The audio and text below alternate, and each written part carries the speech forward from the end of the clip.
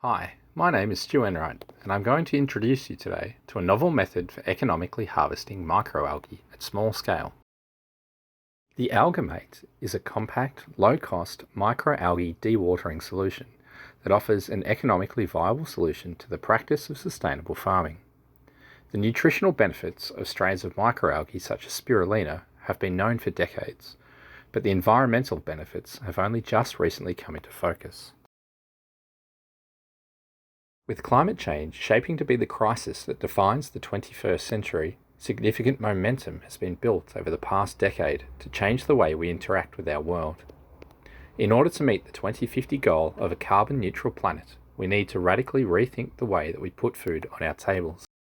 The environmental impacts of agriculture are astounding.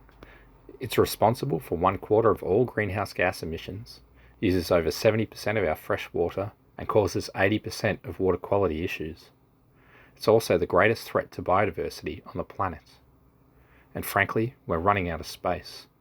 Clearing more land will only compound these effects. However, agriculture also employs over 1 billion people, with almost 1 in 3 people globally working in the sector, most of whom till farms under 2 hectares and earn as little as $10 a day. Therefore, any solution must bring these people along to bring food and economic security to billions. The grain industry is massive. It's valued at over $1 trillion annually and seeing significant growth. Based on the FAO's forecasting, requirements for feed will more than double by 2050, thanks to a large increase in the consumption of poultry and fish. The instability of global markets, already in part due to climate change, has seen feed prices soar to hover around $2,800 per tonne, meaning even with current practices, algal-based solutions are already cheaper at $2,000 a tonne. This provides an ideal opportunity for algae products to gain a foothold in the industry. By starting with feed, processes can be scaled, and as perception changes, there's also incredible scope for claiming a place right on the dinner plate. In fact, around Lake Chad, people have been consuming DHA, or spirulina as we know it, for thousands of years. 1 kilogram of spirulina requires 800 times less water than a kilogram of beef. It can be cultivated in 2 weeks instead of 2 years, and can remove 750 grams of carbon dioxide from the atmosphere, compared to beef, which emits 17 kilos. Australia produced over 2.3 billion kilograms of beef in 2018, releasing 40 billion kilos of greenhouse gases. If 10% of that beef was replaced with microalgae, then 4 billion kilos of greenhouse gas would be prevented, and a further 1.7 billion kilograms would be recaptured from the atmosphere. Soybean meal and fish meal are the established competitors and dominate the market. Neither are sustainable, with soy being a leading cause of deforestation. Another new competitor is insect farming, which is much more sustainable. Therefore, it's imperative that any algal solution aims to be as price competitive as possible. With that in mind, let's look at current small-scale practice. It's typically highly labour-intensive, utilises resources such as filters inefficiently, and often involves questionable hygiene practices. All of these factors make scaling an operation prohibitive and keep the costs of production high. Based on my research, I identified the major user needs were automation, efficiency, low capital cost, and longevity. A product that met these goals would go a long way to ensuring algae products could compete on price and scale. My design philosophy centered around a product that was simple to manufacture locally to its use, and prioritized off-the-shelf components, which would keep the costs down, simplify repair and maintenance, and lower the environmental impact. By leaning heavily towards automation, I could minimize labor whilst maximizing safety and throughput.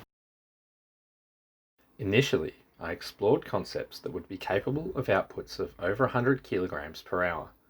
However, after running some calculations, I realized that this was far more than can be produced on a 2-hectare farm.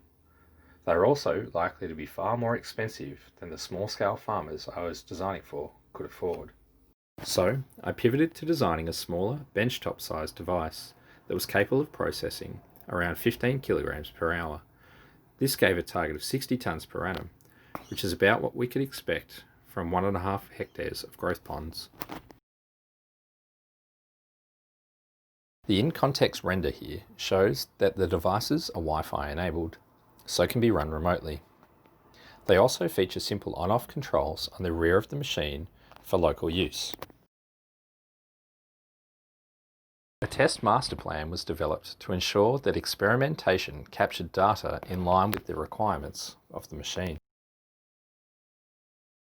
Experimental apparatus included a stainless steel microfilter, gram scale, 120 litres of solution, and adjustable flow nozzles. Experiments were conducted at 1:5 scale. The working principle sees high-velocity solution sprayed across the filter. The permeate flows to a basin and is pumped away. The retentate slides down the filter under gravity to aggregate for collection. Here we can see one of the early tests, conducted at 15 degrees incline. This achieved around 90% water reduction.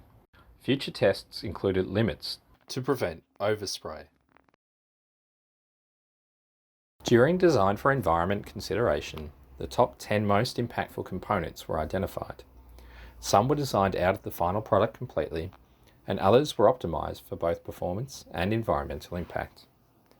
Being made out of stainless steel, about 60% is recycled content already, and there's value in the scrap, which ensures that it too gets recycled.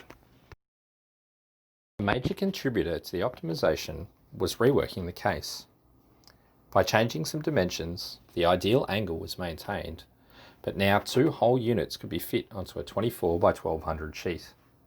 This achieved a 77% utilisation, which is excellent, and saved around 40% material from the original design. The other major improvement was in redesigning the bridge block and manifold. Force calculations proved that only one stepper motor was required. This stripped a number of components. All the parts in red have been removed or replaced, as can be seen in the image on the right. This allowed for the drag chain to be top mounted and saved about $200 in components and 65% in material.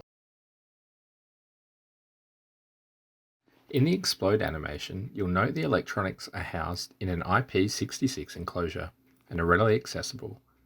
The unit is driven by an Arduino and stepper driver. The funnel clips to the underside of the filter and is simple to remove. Future research may offer a cheaper shape to manufacture. The stepper motor drives the ball screw, which reciprocates the manifold along the linear bearings. Future research will include a computer-controlled ball valve, allowing for intermittent spray patterns. Filter subassembly slides out of the top rear of the machine, allowing for cleaning, maintenance, or exchange. The entire unit can be recycled without disassembly. Structural analysis identified that the top bearing surface maintaining minimal deflection was critical to performance. The original case was 5 mm thick and 1200 newtons was applied, which equated to a factor of safety of 9. There was minimal deflection, so more tests were run. Eventually, I found a 1.5 mm deflection with a 2 mm sheet. Therefore, 3 mm was chosen as it remained below the 1 mm threshold. This render shows the retentate dumping onto a conveyor belt, which would allow for decentralized aggregation. This is an important step in scaling throughput via the use of multiple machines.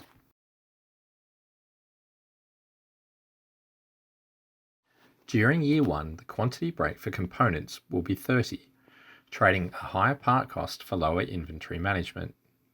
Labour is set at $70 per hour by 4 hours. Transportation costs are based on a Melbourne to Perth and for internal transfers only. A $50,000 marketing budget has been allowed for this year. In years 2 and 3, the quantity break will increase to 100, seeing cost reductions for parts. The labour costs should also fall as work procedures and their design are fine-tuned.